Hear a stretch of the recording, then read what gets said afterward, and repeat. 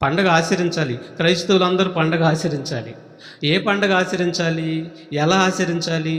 Touch చేసినోళ్ళు లేరు ఇప్పటి వరకు. ఇప్పుడు మనం చెప్పుకునే మాటలు టచ్ కూడా చేయలేదు. ఇప్పుడు మీరు వింటారు, పులిన రొట్టెతో పండగ ఏంటి? మీరు వింటారు, పులిన రొట్టెతో పండగ ఏంటి? క్రైస్తవులు పులిన రొట్టెతో పండుగ ఆచరించాలంట. రాశాడుగా. మళ్ళీ చదవను మాట, మళ్ళీ చదవాలి, చివరి మాట చదవు.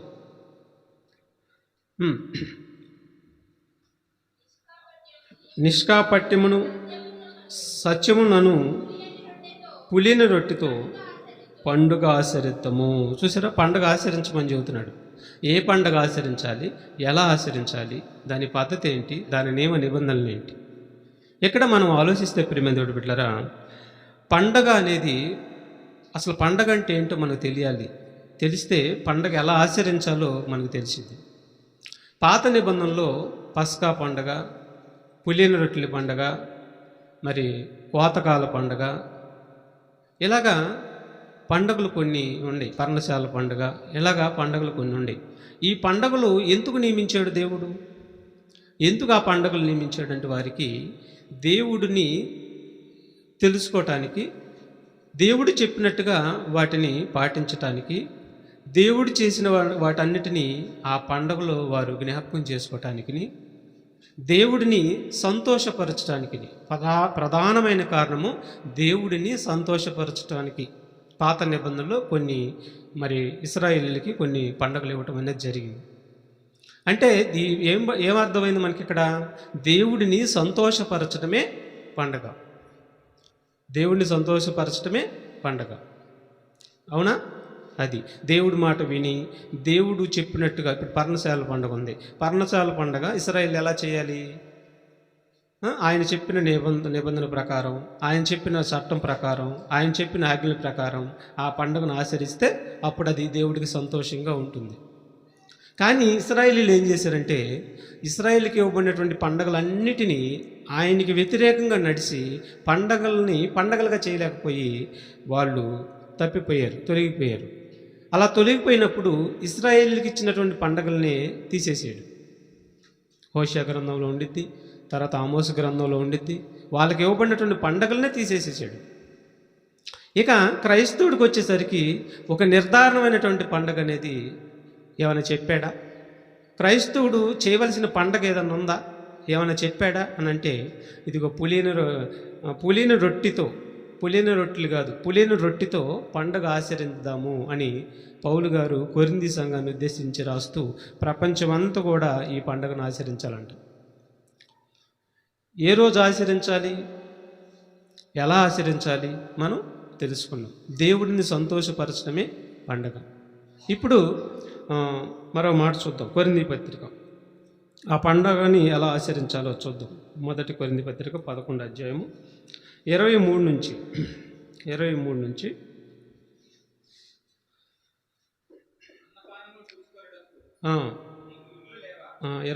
చూద్దాం. నేను మీకు అప్పగించిన దానిని ప్రభు వలన పొందితిని. ప్రభు అని యేసు తాను అప్పగింపబడిన రాత్రి ఒక రొట్టెని ఎత్తుకొని కృతజ్ఞతాస్తుతులు చెల్లించి దానిని విరిచి, ఇది మీ కొరకైన నా శరీరము, నన్ను జ్ఞాపకం చేసుకున్నట్టుకై దీనిని చేయుడని చెప్పాను. ఆయన శరీరము ఎవరి కోసం ఇచ్చాడు? మీ కొరకు. మీ కొరకు అంటే మీ పాపం నిమిత్తము నా శరీరము మీకు ఇచ్చాను, దీనిని మీరు జ్ఞాపకం చేసుకోండి. ఎందుకు ఇచ్చాను నా శరీరము? మిమ్మల్ని బ్రతికించటానికి, మీ పాపముల నిమిత్తము నేను నా శరీరాన్ని మీకు ఇచ్చాను. ఇదే మాట పత్రికలో, మా యోహాను పత్రికలో ఏమంటాడంటే, నేను మీ నిమిత్తం ప్రాణం పెట్టి తిని మీరును మీ సహోదరుల నిమిత్తం ప్రాణం పెట్టు బద్ధులై ఉన్నారు. అంటే నా శరీరాన్ని ఎందుకు అర్పిస్తున్నాను? మిమ్మల్ని బ్రతికించడానికి నా శరీరాన్ని అర్పిస్తున్నాను. దీనిని మీరు జ్ఞాపకం చేసుకొని మీరేం చేయాలంటే, మీ శరీరాలు కూడా, మీ దేహములు కూడా ఎదుటివారి కోసం, ఆత్మల రక్షణ కోసం మీ శరీరాలను కూడా ఏం చేయాలి? అర్పించుకోవాలి. నా శరీరాన్ని తిన్న మీరు నన్ను ధరించుకున్నవారు అవుతారు కదా. నన్ను ధరించుకున్నటువంటి మీరు మీ శరీరాలతో నేను ఎలాగైతే బలయ్యానో, నా శరీరం ఎలా మీకోసం బలైందో, మీరు కూడా మీ సహోదరుల నిమిత్తము బలి అవ్వాలి అన్నది మీరు జ్ఞాపకం చేసుకోండి అంటున్నాడు. జ్ఞాపకం చేసుకోండి. ఆ ప్రకారమే భోజనమైన పిమ్మట ఆయన పాత్ర ఎత్తుకొని, ఈ పాత్ర నా రక్తము వలన అయిన క్రొత్త నిబంధన, మీరు దీనిలోనిది త్రాగునప్పుడల్లా నన్ను జ్ఞాపకం చేసుకున్నట్టుకై దీన్ని చేయుడని చెప్పెను. మీరు ఈ రొట్టెని తిని ఈ పాత్రలోనిది త్రాగునప్పుడల్లా ప్రభు వచ్చే వరకు ఆయన మరణమును ప్రచురించెదరు. ఏమన్నాడు? ప్రభు వచ్చే వరకు ఆయన మరణమును ప్రసరించెదరు అంటున్నాడు. ఎవరైతే ఆయన శరీరాన్ని తింటారో, ఎవరైతే ఆయన రక్తాన్ని త్రాగుతారో, ఈ శరీరాన్ని తిని రక్తం త్రాగు ప్రతివారు ప్రభు వచ్చే వరకు మరణాన్ని ఏం చేయాలి? ప్రసరించాలి. ఈ మరణాన్ని ప్రసరిస్తే ఎవరికి సంతోషం? దేవుడికి సంతోషం. అంతేనా? దేవుడికి సంతోషం. ఈ రొట్టెని తిని ఈ రక్తాన్ని త్రాగిన ప్రతి ఒక్కరూ ఆయన మరణ పునరుద్ధానాన్ని ప్రసరించాలి. అలా ప్రసరించితే ఆత్మలు రక్షింపబడతాయి. ఈ ఆత్మలు రక్షింపబడితే అప్పుడు మనం దేవుణ్ణి సంతోషపరిచిన వారము అవుతాము. అలాగా పులిని రొట్టెతో అనగా దేవుని యొక్క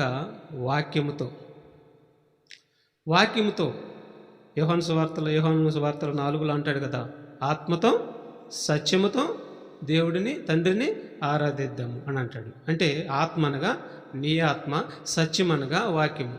నీ ఆత్మతో సత్యాన్ని చేతపట్టుకొని, అంటే వాక్యాన్ని చేతపట్టుకొని ఇతరులకి ప్రకటన చేయాలి. ఆ ప్రకటన చేసేటప్పుడు నీ శరీరాన్ని కూడా దేవుడికి సమర్పించుకోవాలి. అలా సమర్పించుకొని సువార్త చెప్పి అనేకుల్ని దేవుడి వైపు నడిపించాలి. పులిన రొట్టెతో పండగ ఆచరిద్దాం, వాక్యంతో పండగ ఆచరిద్దాం. అర్థమైందా? ఇప్పుడు రొట్టె వాక్యం ఎలా అయింది అని మీరు అనుకోవచ్చు. యోహాను సువార్త చూడండి ఒకసారి. యోహాను సువార్త 1వ అధ్యాయము. వాక్యం ఎలా అయింది, ఆయన పులిన రొట్టె వాక్యం ఎలా అయింది అనేది మనం ఇక్కడ తెలిసింది. యోహాను సువార్త 1వ అధ్యాయం 1వ వచనం చూద్దాం. యోహాను సువార్త 1వ అధ్యాయం 1వ వచనం 3వ వచనం వరకు చదువు. ఆది యందు వాక్యముండెను, వాక్యము దేవుని యొద్ద ఉండెను, వాక్యము దేవుడై ఉండెను, ఆయన ఆది యందు దేవుని యొద్ద ఉండెను, సమస్తమును ఆయన మూలముగా కలిగి ఉన్నది ఏది ఆయన లేకుండా కలగలేదు. ఇక్కడ ఇప్పుడు 14 వచ్చిన. అంటే వాక్యం అంటే ఎవరో? యేసు ప్రభు అని మనకు అర్థమైంది. ఇప్పుడు యేసు ప్రభువే శరీరధారిగా వచ్చాడంట. ఈ వాక్యమే శరీరాన్ని ధరించుకొని వచ్చిందంట. చూడండి, ఆ వాక్యము శరీరధారిగా కృపాసత్య సంపూర్ణుడిగా మన మధ్య నివసించెను. చూసారా? ఆ వాక్యము దేనిని ధరించుకొని వచ్చింది? శరీరాన్ని ధరించుకొని వచ్చింది. కాబట్టి ఈ వాక్యంతో మనం ఏం చేయాలంటే, ఆయన శరీరం తిన్న మనము, ఆయన రక్తం త్రాగుతున్న మనము ఆయన పండుగను ఆచరించాలంట. ఆయన పండుగను మనం చేయాలంట. ప్రియమైన దేవుని బిడ్డలారా, ఆయన పండుగను మనం చేయాలంట. ఇప్పుడు మత్తయి సువార్త చూద్దాం. 18-13 వచనంలో, మత్తయి సువార్త 18-13 వచనంలో మనం చూడగలిగితే, ఎప్పుడు సంతోషంగా ఉండిద్దో దేవుడు చూద్దాం. 13వ అధ్యాయము 18వ వచనం. 18వ అధ్యాయం 13వ వచనం. 18-13 కదా, చదువు. వాడు దానిని కనుగొని ఎడల 99 గొర్రెలను గూర్చి సంతోషించినంతకంటే దానిని గూర్చి ఎక్కువగా సంతోషించునని మీతో నిశ్చయంగా చెప్పుచున్నాను. చూసారా? అలాగుననే చూడండి, ఈ చిన్నవారిలో ఒకరైనను నశించుట పరలోకమందున్న మీ తండ్రి చిత్తము కాదు. చూడండి, 100 గొర్రెలు ఉన్నాయంట. 100 గొర్రెల్లో 1 గొర్రె తప్పిపోయిందంట. ఒక గొర్రె దారి తొలగిపోయిందంట. ఈ దారి తొలగిపోయినటువంటి గొర్రెని రక్షిస్తానికి ఈ 99 గొర్రెలను పక్కన పెట్టేసి ఆ గొర్రెను రక్షిస్తానికి వెతికి పట్టుకొని దొరికింది, తీసుకొచ్చాడంట. అప్పుడు ఈ 99 గొర్రెలు అన్నిటికంటే ఈ తప్పిపోయినటువంటి గొర్రె దొరికినందుకు ఎంతో సంతోషం కలిగింది. ఎవరికి? దేవునికి సంతోషం కలిగింది. అంటే ఈ తప్పిపోయి నరకానికి పోబోతుంది. నాశనానికి పోబోతుంది, దీన్ని పట్టుకున్నాడు, తీసుకుని వచ్చాడు, రక్షణలోకి వచ్చేసింది ఆ గొర్రె. అప్పుడు దేవుడికి పరలోకమందు ఎంతో ఆనందము, సంతోషం కలిగింది. అంటే ఇక్కడ దేవుడికి సంతోషము ఎప్పుడు కలుగుతుందని అర్థమవుతుంది? ఆత్మ రక్షణ పొందుకున్నప్పుడే దేవుడికి ఎంతో సంతోషం. ఇక అంతకు మించి నువ్వేం చేసినా లేదు. అర్థమవుతుందా? నువ్వేం చేసినా సంతోషం లేదు ఆయనకి. ఆయన వచ్చింది అదే, ఆయన వచ్చిన పని అదే, ఆత్మలు రక్షించే పని. దేవుడు పై వేషాన్ని చూడడు, పై వేషాన్ని చూసి మురిసిపోయే దేవుడు కాదు ఆయన. అంతర్యాన్ని చూసే దేవుడు, ఆత్మల రక్షణ చూసి సంతోషించే దేవుడు. ఆత్మల రక్షణను పక్కన పెట్టేసి భౌతికంగా ఏదేదో పండుగలను ఆచరిస్తూ కూర్చుంటే అది దేవుడి దృష్టిలో పండుగలు అనవు. అవి దేవుడి దృష్టిలో సంతోషకరమైన పండుగలు కాదు అవి. ఇది నిజమైన పండగ. ఒక ఆత్మను రక్షించినప్పుడు దేవుడు పరలోకమందు సంతోషిస్తాడు. దేవుని సంతోషపరచడమే క్రైస్తవులందరూ చేయవలసినటువంటి ఏకైక పండగ. ఇది నిజం. ఇక లోకాసువార్త 15వ అధ్యాయం కూడా చూద్దాం. లోకాసువార్త 15వ అధ్యాయము 6 నుండి 9వ వచనం వరకు కూడా చూద్దాం. 6 నుండి 9వ వచనం వరకు కూడా. మీరు నాతో కూడా సంతోషించుడి, తప్పిపోయిన నా గొర్రె దొరికినదని వారితో చెప్పును కాదా. అటువలే మారు మనసు అక్కర్లేని 99 మంది నీతిమంతుల విషయమై కలుగు సంతోషం కంటే మారు మనసు పొందు ఒక్క పాపి విషయమై పరలోకమందు ఎక్కువ సంతోషము కలుగును. చూసారా పరలోకమందు ఎక్కువ సంతోషము ఎప్పుడు కలిగిద్దంట? ఒక పాపి రక్షణ పొందుకున్నప్పుడే, ఒక పాపి మారు మనసు పొందినప్పుడే పరలోకంలో ఎక్కువ సంతోషం కలిగిద్దంట. అంతేనా? నువ్వు కొత్త బట్టలు వేసుకొని, తలంటి స్నానం చేసి, కొత్త బట్టలు వేసుకొని, బాగా బిర్రుగా తిని, కోడి మాంసం పలావు స్వీటు బాగా తిని ఉరకబెట్టి నిద్రపోతే ఆ నరకానికి పోతుంది గొర్రె. రక్షించే బాధ్యత నీ మీద పెట్టాడు, నువ్వే పట్టించుకోవట్లేదు. నువ్వు పై వేషాన్ని చూస్తున్నావు, పై రూపాన్ని చూసుకొని ఇలాగ దేవుడు పడతాడని నువ్వు అనుకుంటున్నావు. నథింగ్. సంతోషపడడాయినట్లాగా. చూసారా? ఒక పాపి మారు మనసు పొందితే పరలోకమందు తక్కువ సంతోషం అన్నాడా, ఎక్కువ సంతోషం అన్నాడా? ఎక్కువ సంతోషము. అది పండగ అంటే. దేవుడిని సంతోషపరచడమే పండగ. ఇది ప్రపంచంలో చాలామంది గుర్తించలేదు, ఇక మీదట కూడా గుర్తించరు ఇది. మనకెందుకులు అవన్నీ? మనుషులు కూడా పై వేషాన్ని మాత్రమే చూసుకుంటారు, పై అలంకారం మాత్రమే చూసుకుంటారు. చూసుకొని ఇది దేవుడు పడతాడని పండగ అనుకుంటాడు. కొత్త బట్టలు కట్టుకుంటే పండగ కాదు, స్వీటులు తింటే పండగ కాదు, పలావ్ వండుకొని తింటే పండగ కాదు. దేవుడికి ఇష్టమేంటో తెలుసా నీకు? నీ ఇష్టాన్ని దేవుడి దగ్గర పెడుతున్నావు. మరి దేవుడా నీ ఇష్టం ఏంటని అడిగా ఏనాడన్నా? నువ్వు అడగవు. ఎందుకంటే నీకు తెలియదనమాట. దేవుడు ఏది ఇష్టమో తెలియదు నీకు. దేవుడికి ఇష్టమైన పండగ ఏదో నీకు తెలియదు. ప్రపంచంలో 99% తెలియదు ఈ విషయం. కానీ మీరు వింటున్నారు, చేయండి. దేవుడు సంతోషపరచడమే పండగ. దీనిని గ్రహించమంటున్నాడు. చూడండి, కొలసీ పత్రిక 1వ అధ్యాయం 9వ వచనం. కొలసీ పత్రిక 1వ అధ్యాయము 8 నుంచి 9 వరకు చూద్దాం.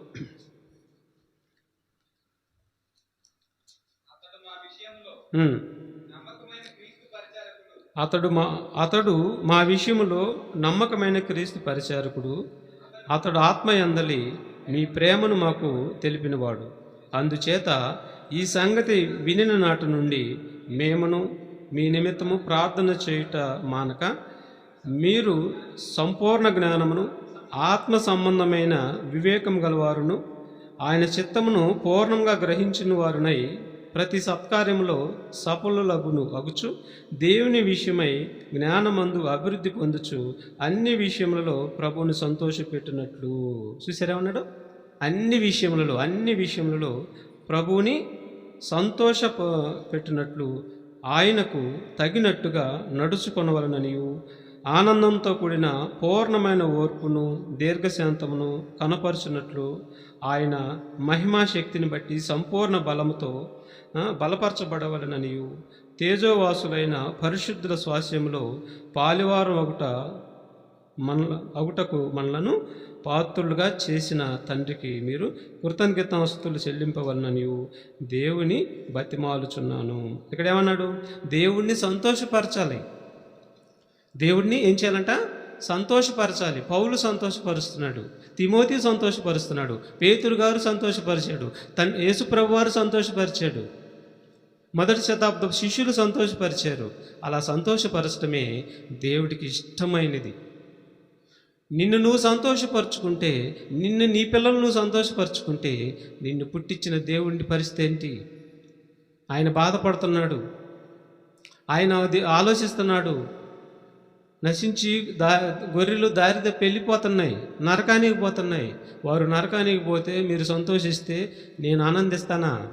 వారిని రక్షిస్తే నేను మీ విషయమై సంతోషిస్తాను అంటున్నాడు. అర్థమవుతుందా? నేను మీ విషయమై సంతోషిస్తాను.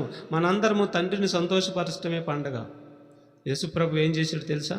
చూడండి ఒకసారి, లోకసువార్త 2:10. లోకసువార్త 2:10 మరి యేసుప్రభు వారు తాను జీవించినటువంటి కాలంలో ఒక విషయం గమనించాలి మీరు.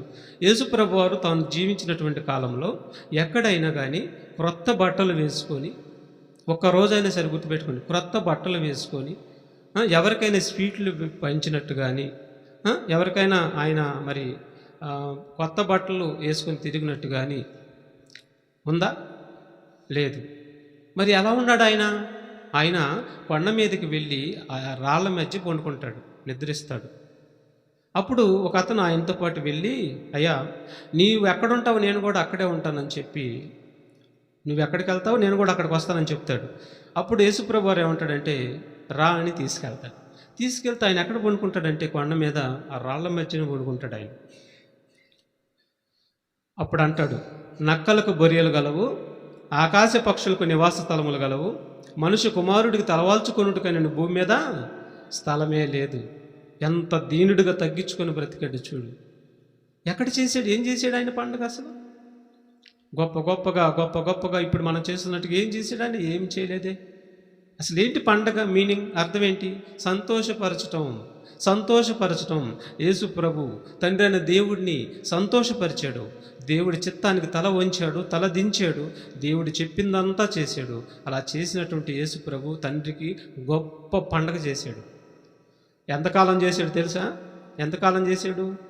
30 సంవత్సరాలకి సేవలోకి వచ్చాడు. 3.5 సంవత్సరాలు సేవను ప్రారంభించాడు. 3.5 సంవత్సరాలు దేవుడికి పండగ చేస్తూనే ఉన్నాడు ఆయన. యేసుప్రభుకి ఇచ్చింది 33.5 సంవత్సరాలు. ఈ 33.5 సంవత్సరాల్లో పండుగ చేస్తూనే ఉన్నాడు ఆయన. అంటే దేవుని సంతోషపరుస్తూనే ఉన్నాడు.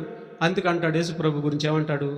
ఈయన నా ప్రియ కుమారుడు, ఈయన నా ప్రియ కుమారుడు, ఈయన యందు నేను అది. మరి నీ యందు నువ్వేమో పై వేషాన్ని చూస్తుంటివి, నువ్వేమో కొత్త గుడ్డలు చూస్తుంటివి. ఆత్మల రక్షణతో నీకు పని లేదు, నిజమైన పండుగతో నీకు పని లేదు. నువ్వే కదా ఈనాడు ప్రపంచంలో అందరూ అలాగే ఉండారు. మరి ఏంటి పరిస్థితి? ఏం లెక్క చెప్పాలి మనిషి దేవుడికి? మనం అంటే బైబిల్ అంత ఈజీగా అర్థం కాదు. దాని లోతు మనం అర్థం చేసుకోవాలి, దాన్ని గ్రహించుకోవాలి, దాన్ని చదవాలి, దాని మీనింగ్స్, దాని భావాలు మనం అర్థం చేసుకుంటే చాలా లోతైన విషయాలు దేవుడు మనకు తెలియపరుస్తాడు. యేసుప్రభు అంతటా ఆయనే భూమి మీదకి వచ్చి దాసుడిగా, రిక్తుడిగా తను తాను దేవుడి ఎదుట తగ్గించుకొని ప్రతిరోజు దేవుడికి పండగ చేశాడు, దేవుని సంతోషపరిచాడు. అదే నిజమైన పండగ. ఇది మనం అందరం గ్రహించాలి. తర్వాత చూడండి, యోహాను సువార్త 5:30 ఏమంటున్నాడు చూడండి యేసుప్రభు. నా అంతట నేనే ఏమీ చేయలేను, నేను వినున్నట్లుగా తీర్పు తీర్చుచున్నాను. నన్ను పంపిన వాని చిత్త ప్రకారమే చేయకూడదును కానీ. ఎలా ఉంది మాట? నన్ను పంపిన వాని చిత్త ప్రకారమే చేయకూడదును కానీ అని సృష్టికర్త అంటున్నాడు. భూమిని కలగజేసినటువంటి ఆయన, గాలిని కలగజేసినటువంటి ఆయన, నిన్ను నన్ను సృష్టించినటువంటి సృష్టికర్త ఏమంటున్నాడు తెలుసా? నా తండ్రి ఉన్నాడు, నా తండ్రి చిత్త ప్రకారమే నేను చేయకూడదును కానీ నా ఇష్టం కాదు అంటున్నాడు. మరి నువ్వేమంటున్నావు? బైబిల్ పూర్తిగా పక్కన పెట్టి నా ఇష్టం అంటున్నావు. దుమ్ము ఎగిరిపోయినట్టు ఎగిరిపోవాల్సి వచ్చింది దేవుడి ఎదుట. మనం న్యాయపు తీర్పులు పడతాం, వెళ్ళి తోస్తాడు రేపు మనల్ని. చూసినప్పుడు ఎగిరిపోతాం మనం. యేసు ప్రభు అంతటా ఆయనే నా ఇష్టం కాదయ్యా అంటున్నాడు. నా ఇష్టం కాదయ్యా, నా తండ్రి ఇష్టమే. నా తండ్రిని సంతోషపరుస్తానికి నేను వచ్చి తిని, నా తండ్రి ఎదుట పెద్ద పండగ చేయటానికి నేను వచ్చి తిని, అదే ఆత్మల రక్షణ పండగ చేయటానికి నేను వచ్చి తిని. నన్ను నేను సంతోషపరుచుకుని వాడను కాదు, నన్ను నేను గణపరుచుకుని వాడను కాదు. నేను నా సొంత మహిమని వెతకటం లేదు, నేను నా తండ్రి మహిమను పరచువాడను. చూసారా, నా తండ్రిని గణపరచువాడను. నా సొంత మహిమని వెతుక్కున్నవాడినైతే సంవత్సరం కొత్త బట్టలు వేసుకొని పండగని వీటన్నిటిని చేసేవాడు నేను. అసలు ఇది కాదు పండగ అంటే. పరలోకమన్నటువంటి నా తండ్రిని సంతోషపరచడమే పండగ. దానికి క్రొత్త గుడ్డలతో పని లేదు, ఆత్మల రక్షణతో పని. అది అలంకారంతో పని లేదు, ఆత్మల రక్షణతో పని. అది అర్థమవుతుందా? ఏమంటే అలంకారంతో పని లేదని మీరు ఎందుకు అలంకరించారని మీరు అడుగుతారు. ఎందుకు అలంకరించారంటే అట్టవరక శుభ్రత కోసమే. అర్థమవుతుందా? మళ్ళీ మీరేరేగా అపార్థం చేసుకోవద్దు. కొన్ని శుభ్రంగా ఉండిద్దని ఎవరైనా కొత్త వారు వచ్చినప్పుడు చర్చిగా ఉందని ఆలోచిస్తారు అని. ఇక అంతకు మించి ఏమి లేదు, ఏమి కల్మషం ఏమి లేదు ఇక. కానీ మనం కూడా ఆత్మను రక్షించే పనిలో మనం ఉండాలి. యేసు ప్రభువే మరి హెబ్రీ పత్రికలో 10వ అధ్యాయంలో ఏమన్నాడు చూడండి. పండుగ చేయటానికి యేసు ప్రభువుకి శరీరాన్ని ఇచ్చాడంటండి. చూద్దాం మాట. హెబ్రీ పత్రిక 10వ అధ్యాయము 7 నుంచి 9 వరకు చూడండి. అప్పుడు నేను గ్రంథపు చుట్టలో నన్ను గురించి రాయబడిన ప్రకారము, దేవా నీ చిత్తము నెరవేర్చుటకు ఇదిగో నేను వచ్చి ఉన్నానంటేని. చూసారా, ఎవరి చిత్తం నెరవేర్చడానికి వచ్చాడంట? తండ్రి చిత్తం నెరవేర్చడానికి వచ్చాడంట. తండ్రి యేసు ప్రభుకి ఒక శరీరాన్ని అమర్చాడు. తల్లి గర్భంలో ఒక శరీరాన్ని అమర్చి ఆ శరీరంలోనికి ప్రభు ఆత్మను పంపించి ఒక రూపంగా బయటకు పంపించాడు. ఎందుకు వచ్చావు నువ్వు అంటే, నేను నా తండ్రి చిత్తాన్ని నెరవేర్చడానికి వచ్చాను. మరి నువ్వెందుకు వచ్చావు? చెప్పు. భలే విడ్డూరంగా ఉంటే మనం ఎందుకు వచ్చాము చెప్తే, మనం ఎందుకు వచ్చామో చెబితే పూర్తిగా దేవుడి మీద ప్రేమ లేదండి మనిషికి. అంత డూపు, అంత మోసం, పూర్తిగా లేదు ప్రేమ. చర్చిలోకి వచ్చినంతసేపు షార్ట్ టెంపర్ మైండ్ అనమాట. అది చేద్దాం అని. చర్చి నుంచి బయటకు వెళ్ళిన తర్వాత అసలు దేవుడు ఏ కోశాను గుర్తుకురాడు. ఇది షార్ట్ టెంపర్ మైండ్, పరిపూర్ణమైన విశ్వాసం కాదు ఇది. నువ్వు చర్చిలో ఉండా, ఇంటికాడ ఉండా, నిద్రలో అయినా ఉలికిపడి లేచినప్పుడు దేవుడి పని ఏంటి అని ఆలోచించే కెపాసిటీ నీకు రావాలి, ఎదగాలి అంతగా. అలా లేదు, మనం అలా ఉన్నాం. అలా ఉంటే నిజమైనటువంటి దేవుడి సంకల్పం ఏంటో మనకు అర్థమైంది. కాబట్టి యేసుప్రభువే నా తండ్రి చిత్తం నెరవేర్చడానికి నేను వచ్చాను. అందుకే యేసుప్రభు నాకు శరీరాన్ని ఇచ్చాడు, తండ్రి నాకు శరీరాన్ని ఇచ్చాడు అని అంటున్నాడు యేసుప్రభు. మరి నీకు శరీరాన్ని ఎందుకు ఇచ్చాడు? తల్లి గర్భంలో ఎందుకు ఇచ్చాడు? నువ్వు భూమి మీదకి రావాలని, దేవుడు నీకు అప్పగించినటువంటి సత్క్రియలు చేయాలని నీకు కూడా భూమి మీదకు పంపించాడు. మరి నువ్వు తండ్రిని మహిమపరుస్తున్నావా? తండ్రిని గణపరుస్తున్నావా? ప్రతిరోజు తప్పిపోతున్న గొర్రెలను రక్షిస్తున్నావా? అసలు వాక్యాన్ని నేర్చుకుంటున్నావా? తండ్రి పనిలో ఉండావా? తండ్రి సంకల్పంలో ఉండావా? ఇవేమీ లేకుండా రోజు తండ్రి పండగ చేయాల్సింది పోయి 365 రోజులు నువ్వేం చేయాలి? పండగ చేయాలి. ఆ కార్యక్రమంలో ఉండాలి, ఆ కార్యక్రమాల్లో ఉండాలి. నువ్వు నీ పని నువ్వు చేసుకో, తప్పు లేదు. కానీ దేవుడి పండగ ప్రతిరోజు చేయాలి. ఏంటి ఆ పండగ? తండ్రి చిత్తం నెరవేర్చడం. తండ్రి చిత్తం ఏంటి? ఏ ఒక్కరు నశించుట ఇష్టం లేదు. మరి తండ్రికి ఏ ఒక్కరు నశించుట ఇష్టం లేనప్పుడు మరి నువ్వేం చేయాలి? నీకు శరీరాన్ని ఎందుకు ఇచ్చాడు? భూమి మీద ఎందుకు పంపించాడు? నీకు ఇచ్చిన ఆయుష్కాలం 60-70 సంవత్సరాలు ఎందుకు? చక్కగా నీ పని నువ్వు చేసుకొని ఇంట్లో కూర్చోటానికా? నోటి మాటలతో దేవుని గణపరుస్తానికా? అట్టయితే రేపు నువ్వు తప్పిపోతావు నరకానికి, అనుమానమే లేదు. దేవుడు లెక్క కడతాడు రేపు. ఇక చూడండి, మార్క్స్ వార్త యేసు ప్రభు మరి అందరి కోసం తన ప్రాణాన్ని పెట్టేటప్పుడు ముందు ఏం చేశాడంటే పండుగ చేశాడు. చూడండి, మార్క్స్ వార్త 1వ అధ్యాయము 16 నుంచి. మార్క్స్ వార్త 1వ అధ్యాయం 16 నుంచి చూద్దాం. ఆయన గలిలయ సముద్ర తీరమును వెళ్ళుచుండగా సీమోను సహోదరుడు ఆంద్రేయయు ఏమండి బయలుదేరాడండి పండగ చేయటానికి. దేవుని సంతోషపరిచే పండగ చేయటానికి బయలుదేరి మొట్టమొదట ఎవరిని పిలుస్తున్నాడో చూడండి. సీమోను సహోదరుడైన ఆంద్రేయను సముద్రంలో వల వేయట చూశాను. వారు జాలరులు. యేసు, నా వెంబడి రండి, నేను మిమ్మును మనుషులను పట్టు జాలరులుగా చేసేదనని వారితో చెప్పాను. వెంటనే వారు తమ వలలు విడిచి ఆయనను వెంబడించిరి. చూసారా, వెంటనే వారు తమ వలలను విడిచి ఆయనను వెంబడించాడు. ఈ విధంగా శిష్యుల్ని 12 మందిని పిలుచుకున్నాడా? ఈ 12 మంది పిలుచుకున్నాడంటే ఈ 12 మందిని ఎక్కడుంటే పిలిచాడు చెప్పండి ఒకసారి. పాపంలో ఉంటేనే కదా, పాపంలో ఉంటేనే పిలిచింది. ఇప్పుడు పాపంలో పిలిచినప్పుడు వీళ్ళు రక్షణలోకి వచ్చేసారు కదా. రక్షణలోకి వచ్చినటువంటి వీరి విషయంలో పరలోకమందున తండ్రి ఏం చేస్తున్నాడు? అప్పుడు యేసు ప్రభు తండ్రి ఎదుట ఏం చేశాడు? పండగ చేశాడు. శరీర సంబంధులు ఈ విషయాలు ఎక్కువ అండి. ప్రకృతి సంబంధులకి ఈ విషయాలు ఎక్కువ. ఆత్మ సంబంధులకు మాత్రమే ఈ విషయాలు ఎక్కుతాయి. మరి మీరు ప్రకృతి సంబంధులో, శరీర సంబంధులో, ఆత్మ సంబంధులో మరి మీరే నిర్ణయించుకోవాలి. ఆత్మ సంబంధులు అయితే కరెక్ట్గా ఎక్కుతాయి ఈ విషయాలు. శరీర సంబంధులు అనుకో ఎక్కువ ఎల్లవు లోపలికి, చెవిలోనికి.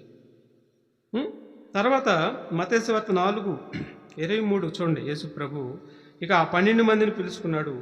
తర్వాత అందరినీ యెరూషలేము చుట్టుపక్కల ఉన్నటువంటి పల్లెలకి కాలి నడకనే వెళ్ళి సువార్త చెప్పాడు. ప్రతిరోజు పండగ చేసాడండి ఆయన.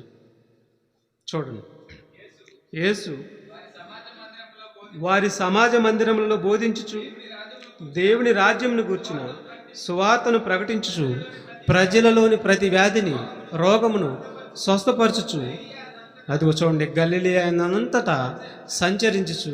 చూసారు, అన్ని పట్టణాల్లో సంచరించాడు. అందరికీ ఆ పట్టణము, యెరూషలేము చుట్టూ పట్టణాలన్నిటికీ సువార్తను ప్రకటన చేశాడు.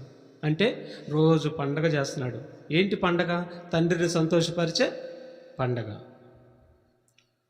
చూడండి ఎంత విడ్డూరంగా ఉందో చూడండి, సత్యం ఎలా ఉందో చూడండి. ఈ విషయాన్ని ఎవరు బయట పెట్టారండి? ఇప్పుడు మనకి ఎవరన్నా చెప్పారా? మనకి ఎప్పుడైనా విన్నామా? వినలేదు.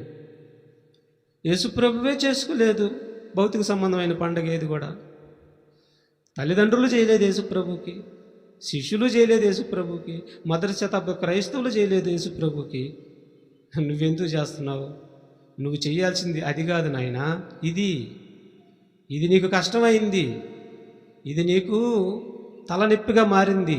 నీకు తలనొప్పిగా మారింది కాబట్టి నీకు ఇష్టమైనది నువ్వు చేసుకుంటూ పోతున్నావు. ఇది ప్రకటిస్తే సమయాన్ని వెచ్చించాలి, నువ్వు సమయాన్ని వెచ్చించలేవు. ఈ పండుగ చేయాలంటే జీవితాన్ని సమర్పించుకోవాలి, పాపం విడిచిపెట్టాలి. నువ్వు అలా చేయలేవు. అందుకని నీకు ఇష్టమైనది నీ యొక్క స్టైల్లో నువ్వు చేసుకుంటూ పోతున్నావు. చేసుకుంటూ పోతే రేపు నువ్వు లెక్క చెప్పవలసి ఉంటుంది. ఆయన న్యాయపు తీర్పు ఎదుట నిలవబడవలసి ఉంటుంది. ఏం చెప్తావు చెప్పు. రేపు గ్రంథాన్ని చూపించి ఎక్కడుందో చూపించారా నాయన అని అడిగాడు అనుకో, ఏం చెప్తాం మనం? చెప్పండి. ఎందుకు? ఆయన మరి సమాధానమే చెప్పలేనప్పుడు లేనిది మనకి అవసరం చెప్పండి. ఉన్నది చెయ్యి, ఇది చెయ్యి, నువ్వు బ్రతుకున్నంతవరకు చెయ్యి, నీకు బ్రతుకున్నంతవరకు చెయ్యి. ఇచ్చాడు చేయమని, మరి అవకాశం చెయ్యి. ఇది నేను చేయను బాబు, నా వల్ల కాదు బాబు అంటున్నావు నువ్వు. చూసారా, ఇది చేసిన వాడే నిజమైన క్రైస్తవుడు. ఇది మాత్రం మనందరం గుర్తుపెట్టుకోవాలి. ఇక తర్వాత మార్కు సువార్త 15 వచనాల్లో ఏమంటాడంటే, ఈ శిష్యులకి ఆయన వద్దకు పిలిచి బాగా వాక్యం నేర్పించి, పాపంలో ఉన్నవారిని పిలిచి బాగా వాక్యం నేర్పించి వారిని ఏమన్నాడు తెలుసా? అయ్యా, మీకు నేను నేర్పించాను కదా, మీకు నేర్పించినటువంటి ఈ మాటలన్నిటినీ మీరేం చేయాలంటే అందరి దగ్గరికి వెళ్ళి చెప్పాలి. ఇలాగా ప్రతి సృష్టి బూదిగంతంలోకి వెళ్ళి మీరు పండగ చేయాలయ్యా అని అన్నాడు. చూడండి ఆ మాట ఏమంటున్నాడు. మరియు మీరు సర్వలోకమునకు వెళ్ళి సర్వ సృష్టికి సువార్తను ప్రకటించుడు. అదిగో చూడండి, సర్వ సృష్టికి సువార్తను ప్రకటించండి. సువార్త నమ్మి బాప్తీసం పొందినవాడు రక్షింపబడితే ఎవరికి సంతోషం? మరి నువ్వు సైలెంట్ కాలు ముడుచుకొని కూర్చొని కొత్త బట్టలు వేసుకొని స్వీటులు తిని యేసుప్రభు పుట్టాడు అని ఫలాలు తిని కూర్చున్నావు అనుకో, ఆత్మ ఎవరు రక్షిస్తారు? అక్కడే పడుతుంది నీకు పాపం, అక్కడే పడుతుంది నీకు శిక్ష. చూసారా, మీరు సర్వ సృష్టికి వెళ్ళి ఎవరైతే రొట్టె ద్రాక్షరసం తీసుకుంటున్నారో వారందరూ కూడా పాపులను రక్షించే పనిలో ఉండాలి, సువార్త చెప్పే పనిలో ఉండాలి. గుర్తుపెట్టుకోవాలి, మీరందరూ కూడా సువార్త చెప్పే పనిలో ఉండాలి, ఆత్మను రక్షించే పనిలో ఉండాలి. శిష్యులకు అదే చెప్తున్నాడు, మీరు సర్వ సృష్టికి వెళ్ళి సువార్తను ప్రకటించండి. నమ్మి అంటే సువార్తను నమ్మి బాప్తీసం పొందినవాడు రక్షింపబడతాడు. చాలు, రక్షింపబడతాడు. ఏమండి, ఇలా రక్షింపబడేటట్టుకు నువ్వు చేయొద్దా? శిష్యులు చేశారు, వేల మందిని రక్షించారు. మరి వారి విషయమే ఎంతో సంతోషించాడు పరలోకమందు తండ్రి. శిష్యులు తండ్రిని సంతోషపరిచారు. ఇదే అసలు సిసలైనటువంటి క్రైస్తవుడు చేయవలసినటువంటి పండగ. ఆత్మలు రక్షించటమే పండగ, ఇంతకు మించి ఏమి లేదు. అర్థమవుతుందా? ఇంతకు మించి ఏమి లేదు. మరి ఇది మర్చిపోయిందండి ఈనాడు సమాజ ప్రపంచం. ఇక ఇంకో మాట కూడా చూద్దాం. అపోస్తలుల కార్యాలు 2వ అధ్యాయం. ఈ విధంగా మరి ఆజ్ఞ జారీ చేశాడు. వాళ్ళు వెళ్ళారు. వాళ్ళు వెళ్ళిన తర్వాత మరి శిష్యులు కూడా మరి ఇదే ఆజ్ఞ వారికి కూడా వచ్చేసి శిష్యులు చెప్పాడు కదా ఇదే మాట. మరి శిష్యులులో పేతురు గారు, యోహాను గారు సువార్త ప్రకటిస్తూ ఏం చేశారు చూడండి ఒకసారి, ఎలా పండుగ చేస్తున్నారు. అపోస్తలుల కార్యాలు 2వ అధ్యాయము 37 నుంచి 41 వరకు చూడండి. వారు ఈ మాట విని హృదయంలో నొచ్చుకొని, సహోదరులారా, మేమేమి చేతుమని పేతురును కడమ అపోస్తులను అడగగా, పేతురు, మీరు మారు మనసు పొంది పాప క్షమాపణ నిమిత్తము ఏమని వాక్యం చెప్పాడు, సువార్త చెప్పాడు. సువార్త చెప్పిన తర్వాత వాళ్ళందరూ హృదయంలో నొచ్చుకున్నారు. ఆ వాక్యం హృదయంలో గుచ్చుకునేసరికి మేమేం చేయాలి చెప్పు అంటున్నారు. ఇక మేమేం చేయాలి చెప్పు అని అంటున్నప్పుడు ఏమంటున్నారు చూడండి, మీరు మారు మనసు పొంది పాప క్షమాపణ నిమిత్తము ప్రతివాడు యేసుక్రీస్తు నామమున బాప్తిస్మం పొందిడి, అప్పుడు మీరు పరిశుద్ధాత్మని వరమును పొందుదురు. ఈ వాగ్దానం మీకును మీ పిల్లలకును దూరాస్తులందరికీ వర్తించునని చెప్పాను. తర్వాత 41వ వచనం ఏమన్నాడు చూడండి, కాబట్టి అతని వాక్యము అంగీకరించిన వారు బాప్తిస్మము పొందిరి. ఆ దినమందు ఇంచుమించు 3,000 మంది చేర్చబడ్డారు. ఎట్టుంది పండగ? ఎట్ట ఉంది? సువార్త చెప్పి 3,000 మంది చేర్చబడ్డారు. 3,000 మంది చేర్చబడ్డారు. ఎక్కడి నుంచి చేర్చబడ్డారు వీళ్ళు? పాపంలో నుండి వచ్చారు. అంటే పాపిని రక్షించారు, పాపుల్ని రక్షించే సువార్త వాళ్ళకి చెప్పాడు. ఎప్పుడైతే పాపుల నుంచి బయటకు వచ్చారో అప్పుడు తండ్రికి ఏమైంది? సంతోషమైంది. మరి నువ్వు చేయవా ఈ పండగ? నీకు లేదా ఆ బాధ్యత? రొట్టె ద్రాక్షరసం తీసుకుంటున్నావు కదా, నీకు ఉంది ఆ బాధ్యత. నువ్వు చెయ్యాలి. చేయకపోతే లెక్కప్ప చెప్పాలి రేపు నువ్వు దేవుడికి. దీన్ని చేయలేక అనుకూలమైనది చేసుకుంటూ, చూసారా, నేను పుట్టింది తండ్రి చిత్తం నెరవేర్చడానికి యేసుప్రభు అంటే మనమేమంటున్నాం? నువ్వు పుట్టింది, నేను పుట్టింది నీ పుట్టినరోజుకి స్వీట్ తింటానికని మనం అంటున్నాం. చూసారా, నేను పుట్టింది తండ్రి చిత్తాన్ని నెరవేర్చడానికి, తండ్రికి పండుగ చేయటానికి ఆయన అంటుంటే మనమేమంటున్నాం? నువ్వు పుట్టినరోజు కొత్త బట్టలు వేసుకోవటానికి, స్వీట్ తినటానికి, పలావ్ తినటానికి మేము ఇదే పండగ యేసయ్యా అని మనం అంటున్నాం. ఇది పండగ కాదు నాయన అంటున్నాడు ఆయన. అర్థమవుతుందా? ఏమంటే ఎవరికైనా బాధగా ఉందా? సంతోషంగా ఉందా? బాధగా ఉండేవాళ్ళు చేతులు ఎత్తండి.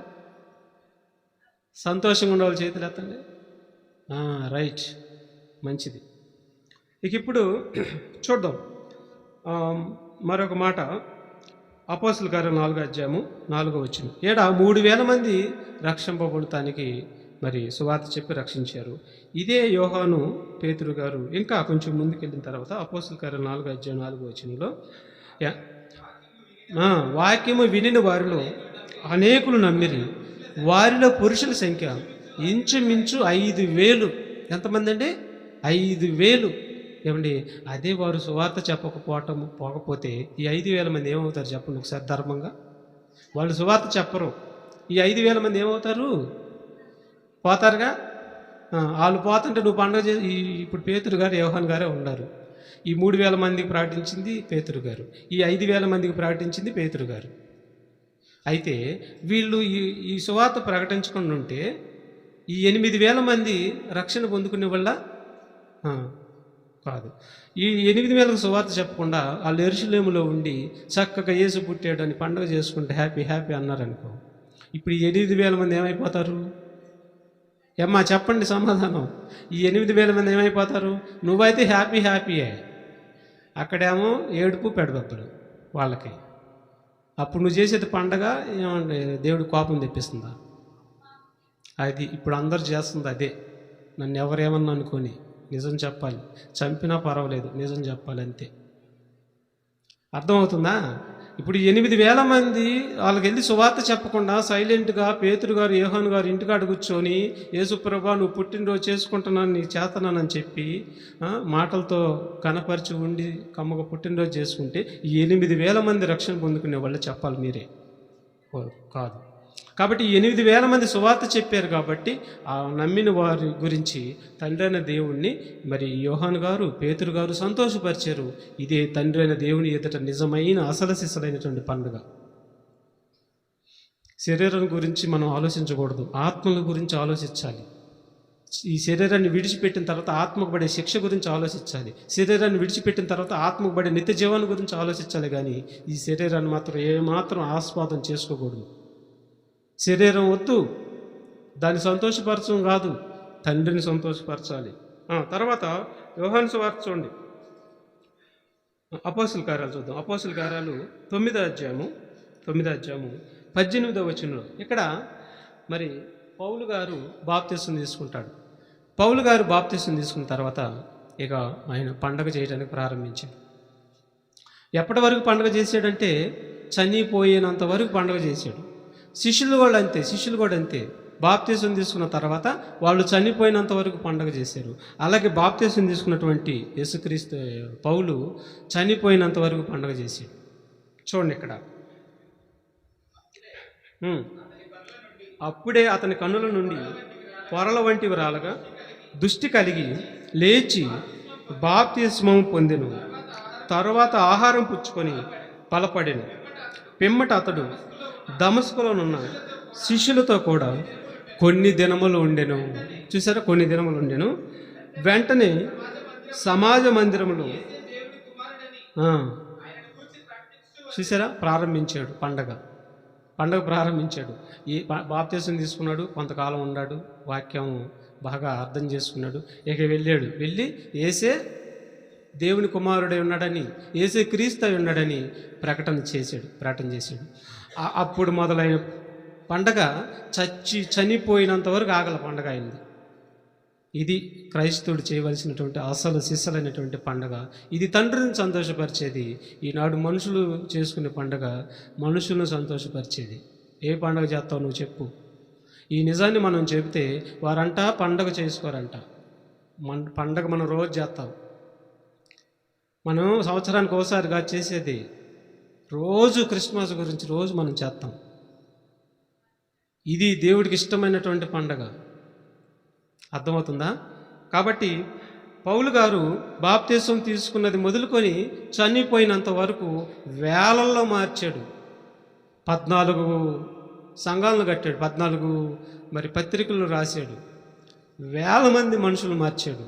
వీళ్ళందరూ పౌలు గారు ఇంటికాడ కూర్చొని సువార్త చెప్పకుండా యేసు పుట్టినరోజు చేసుకుంటూ కూర్చున్నాడు అనుకో, కొత్త బట్టలు వేసుకొని అందరికి స్వీట్లు పంచిపెట్టి అమ్మకు మాంసం అనుకో తింటా కూర్చున్నాడు అనుకో, యేసు పుట్టినరోజు నా కోసం రక్షణ రోజు అని కూర్చున్నాడు అనుకో, మరి వేల మంది ఎవరు మార్చేవారు? 14 పత్రికలు ఎవరు రాసేవారు? ఈ రక్షణ వాళ్ళకి ఎలా పోయేది? చూసారా ఎంత మోసం జరుగుతుంది ప్రపంచంలో. తెలియక జరుగుతుంది. నిజం గ్రహించాలి మీరు. ఆ? ఇక చూడండి, 1 కొరింథీ పత్రిక 1వ అధ్యాయము 17వ వచనం.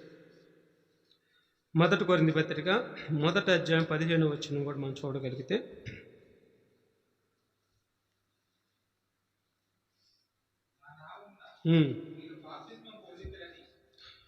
1 కొరింథీ పత్రిక 1వ అధ్యాయం 17వ వచనం. బాప్తిసం ఇచ్చుటకు క్రీస్తు నన్ను పంపలేదు కానీ క్రీస్తు యొక్క శిలువ వ్యర్థము కాకుండానట్లు. చూడండి, మీరు కూడా అంతే పంపించాడు, మనల్ని కూడా అంతే పంపించాడు. ఏమని? కేవలం బాప్తిసం ఇవ్వటానికే కాదు సేవకులను పంపించింది, లేదంటే మీరు కూడా బాప్తిసం తీసుకుంటానికే కాదు. క్రీస్తు యొక్క శిలువ వ్యర్థము కాకుండానట్లు వాక్చాతుర్యము లేకుండా సువార్త ప్రకటించుటకి ఆయన నన్ను పంపెను. మరి నువ్వు అసలు ఇంటి నుండి కథలో నువ్వు ఇంటి నుండి కథలో నీకు ఇల్లే దేవుడు. రేపు అది కూడా ఒక విగ్రహారాధనే. బాధపడద్దు, నిజం అది. నీకు టీవీయే దేవుడు, నీకు ఇల్లే దేవుడు. నీకు బంధువులే, పిల్లలే, మనవళ్ళే, మనవరాళ్ళే దేవుడు. ఇంటి నుంచి అడుగు పెట్టవు, క్రీస్తు కోసం పండుగ చేయటానికి రావు. మీరెట్ట క్రైస్తవులు అవుతారు, మీరెత్త విశ్వాసులు అవుతారని రేపు మనందరిని అడుగుతున్నాడు. రేపు తేలిపోతాము, వెళ్ళిపోవాల్సి ఉంటుంది. ఆ గడి సమీపించి ఉంది, దగ్గర పడింది. ఏ క్షణాన్ని ఏమైపోతామో మనకు తెలియదు, ఏ క్షణాన్ని గుండె ఆగిపోద్దో మనకు తెలియదు. ఇవన్నీ బంధుత్వాలు ముని కూర్చుంటే నీకు నరకం తప్పదు. ఈ బంధుత్వాలు నువ్వు చచ్చినంత వరకు నీతో పాటు ఉంటాయి. చనిపోయిన తర్వాత ఇస్సిరి ఆగడబడేస్తారు నీ బంధుత్వం అంతా కూడా. దేవుడి బంధమే నిజమైనది, దేవుడి బంధమే శాశ్వతమైనది. ఈ బంధాన్ని పక్కన పెట్టేసి ఈ బంధాల్లో మునిగి తేలేవనుకో, తీరని నష్టానికి పోతావు నువ్వు, ఆరని అగ్నికి పోతావు నువ్వు. కానీ ఈ మాటలు కూడా వినరండి, విన్నా పడిచేయని పెడతారు. బాగా తెలుసు నాకు అది, ఎందుకంటే చూస్తున్నానుగా, నేను కూడా చూస్తున్నానుగా. నేను కూడా 5-6 సంవత్సరాల నుంచి చూస్తున్నాను. ఎన్నన్నా చెప్పు, చెవిటోడి చెవులు ఏమవుతాలి, శంఖం. అది ఒక ఆమె అప్పుడే నిద్రపోతుంది, ఆమెకి ఏమైనా పడిద్ది. చూడండి, అట్టుంది ఇప్పుడు పరిస్థితి. కాబట్టి సువార్త ప్రకటించడానికే యేసు దేవుడు పౌలు గారిని పంపించాడు. అంటే పండగ చేయటానికి పంపించాడంట. మరి మనందరిని కూడా అలాగే పంపించాడండి. 2 దశలోని పత్రిక చూడండి, 2 దశలోని పత్రిక 2వ అధ్యాయము 14వ వచనంలో మరి యావత్ ప్రపంచాన్ని కూడా ఇలాంటి పండుగ చేయటానికి పిలిచాడంట. చూడండి పౌలు గారు, మీరు ఇలాగున రక్షింపబడి మన ప్రభు అయిన యేసుక్రీస్తు యొక్క మహిమను పొందవలనని. చూసారా ఏమన్నాడు? మళ్ళీ చదువు మాట ఎంత బాగుంది చూడండి, అర్థం చేసుకో. మీరు ఇలాగున రక్షింపబడి మన ప్రభు అయిన యేసుక్రీస్తు యొక్క మహిమను పొందవలనని. చూసారా, ఆయన మహిమను యేసు ప్రభు తండ్రి చిత్తాన్ని నెరవేర్చి మరి వెళ్ళి ఎక్కడ ఉన్నాడు? తండ్రి కుడిపార్శాన మహిమలో కూర్చున్నాడు, మహిమలో ఉన్నాడు ఆయన. అదే మహిమను మనం కూడా పొందవలనని మా సువార్త వలన మిమ్ముని పిలిచెను. ఇప్పుడు యేసు ప్రభు ఎలా పొందుకున్నాడు? నమ్మి యెరూషలేములో కూర్చున్నాడా? ఆ మహిమను ఎలా పొందుకున్నాడు? సువార్త 12వ ఏట నుంచి ప్రారంభించాడు. తండ్రి చిత్తం, తండ్రి పని మీకు తెలియదా అని అంటాడు. శాస్త్రులు, పరిచయులు, తల్లిదండ్రులతో కూడా అంటాడు. అంత పోరాటము, అంత ఆరాటం కలిగి ఉన్నాడు కాబట్టి చనిపోయినంత వరకు ఉమ్ములు, మరి కష్టాలు, బాధలు, ఆకలి దప్పులైనా, ఇంట్లో నుంచి బయటికి గెంటేసినా మరి దేవుడి కోసం బ్రతికాడు కాబట్టి మరి ఆ మహిమను పొందుకున్నాడు. ఆ మహిమను మీరు కూడా పొందుకోవాలనని సువార్త ద్వారా మనల్ని పిలుచుకున్నాడు. మరి పిలిచిన నువ్వు వచ్చావు, సంఘంలోకి వచ్చావు. వచ్చిన నీవు ఏం చేస్తున్నావు? పండుగ చేస్తున్నావా? ప్రతిరోజు పండుగ చేస్తున్నావు నువ్వు? ఏంటి? తండ్రిని సంతోషపరచడం చేస్తున్నావా? ఎవరు చేస్తున్నారు తండ్రిని సంతోషపరిచే పండుగ? ఎవరు చేయటం లేదు. అందుకే పిలిచాడంట మన అందరినీ, తండ్రిని సంతోషపరచడానికే మనల్ని పిలిచాడంట. ఎవరైతే తండ్రిని సంతోషపరుస్తారో, అంటే పండుగ చేస్తారో, వారే మహిమని పొందుకుంటారు. అర్థమవుతుంది ఇప్పుడు? తండ్రిని సంతోషపరచకుండా, అంటే తండ్రి చిత్త ప్రకారము సువార్త చెప్పకుండా, ఆత్మను రక్షించకుండా, ఈ భూమి మీద పరిశుద్ధుడిగా నిర్దోషిగా నువ్వు బ్రతకకుండా, కేవలం నామకార్థంగా పుట్టినరోజు అని చెప్పి యేసుప్రభు పుట్టినరోజు అని చెప్పి యేసుప్రభు బట్టలు వేయకుండా, యేసుప్రభు నోట్లో స్వీట్ పెట్టకుండా, యేసుప్రభుకి పొలా వండి ఒక ముద్ద నోట్లో పెట్టకుండా అన్నీ నువ్వే తింటూ యేసుప్రభు పుట్టినరోజు చేస్తున్నావు. నువ్వు పుట్టినరోజు ఎవరు చేసుకోవాలండి వాస్తవానికి? ఫర్ ఎగ్జాంపుల్ ఉన్నాడు, పవన్ ఉన్నాడు ఉదాహరణకి, లేక సర్లే ఇట్రా ముందుకురా, ఇట్లా చూపిస్తే కానీ ప్రాక్టికల్గా అర్థమైద్ది అనమాట. ఇప్పుడు పవన్ ఉన్నాడు, పవన్ పుట్టినరోజు చేసుకుంటున్నాడు. చేసుకొని బట్టలు ఎవరు వేసుకోవాలయ్యా? బట్టలు ఎవరు వేసుకోవాలి? నువ్వేనా? స్వీట్ ఎవరు తినాలి? ముందు మొదటి స్వీట్ ఎవరు తినాలి? నువ్వేగా. కొత్త బట్టలు నువ్వే వేసుకోవాలి. పుట్టినరోజు డేట్ ఏది? నీ డేట్ నీది. సరే, మొత్తానికి ఏదైనా కానీ మళ్ళీ సాయంత్రం మరి అయిపోయిన తర్వాత పలావు చికెన్ తినేది ఎవరు? నీ పేరు మీదేగా వండేది పలావు, తినేది కూడా నువ్వే. ఇప్పుడు నువ్వే యేసుప్రభు అనుకో, నీకు అది పెట్టాలి, అలా పెట్టాలి. ఇప్పుడు యేసుప్రభు ఇక్కడ లేడు, పవన్ ఉన్నాడు కాబట్టి మనం స్వీట్ పెడుతున్నాం, బట్టలు ఎత్తనాం, మళ్ళీ తర్వాత పలావు చికెన్ పెడుతున్నాం. వెళ్ళు. ఇప్పుడు యేసుప్రభు ఉన్నాడా స్వీట్ పెడతానికి? మరి ఎవరికి పెట్టాలి? ఎవరికి కొత్త బట్టలు వేయాలి? ఎవరికి సాయంత్రము ఆయనకి మరి భోజనం పెట్టాలి చెప్పండి? చూసారు అంత అయోమయం జగన్నాథం, అంత అయోమయమే.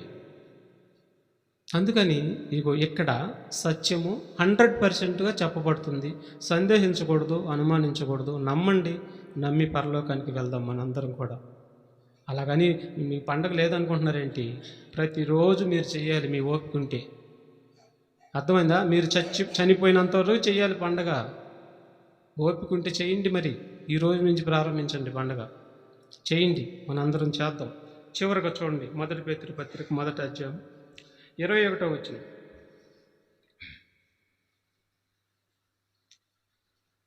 1 పేతురు పత్రిక 1వ అధ్యాయం 21వ వచనంలో, ఆయన జగత్తు పునాది వేయబడక ముందే నియమింపబడిన కానీ తన్ను మృతుల్లో నుండి లేపి తనకు మహిమనిచ్చిన దేవుని ఎడల తన ద్వారా విశ్వాసులైన మీ నిమిత్తము కడవరి కాలమందు ఆయన ప్రత్యక్షపరచబడెను. కాగా మీ విశ్వాసమును నిరీక్షణయు దేవుని యందు ఉంచబడి ఉన్నవి. చూసారా? మీ విశ్వాసమును నిరీక్షణయు మీరు చేసే ప్రతిది కూడా దేవుని యందు ఉంచబడి ఉన్నాయి. ఆయన మనకు వెలుగిచ్చాడు, ఆయన మనకు మాదిరి ఇచ్చాడు. మరి ఆయన చూపించిన మాదిరిలోనే మనం నడుచుకుంటూ పోవాలి. ఆయన మాదిరి మరి నువ్వు ఎక్కడ పాటిస్తున్నావు చెప్పు? మాదిరిని మీరు పాటిస్తున్నావు, ఆజ్ఞను అతిక్రమించి పాటిస్తున్నావు. పౌలు గారు మాదిరి చొప్పున పాటించాడు. అందుకే అంటాడు, నేను క్రీస్తుని పోలి నడుచుకుంటున్నాను. నేను పై వేషంగా మరి యేసుప్రభుకి నేను పుట్టినరోజు ఏం కాదు, కానీ నేనే పండుగ చేస్తున్నాను అన్నాడు. ప్రతిరోజు ఆత్మను రక్షించటమే పండుగ. కాబట్టి మన దగ్గరికి వాక్యం వచ్చింది, వాక్యాన్ని మనం ముందు ధరించుకోవాలి. ఆ తర్వాత ప్రతిరోజు ఏ ఒక్కరికైనా సరే సువార్త చెప్పి ఆత్మను రక్షించే పనిలో మనందరం ఉందాం.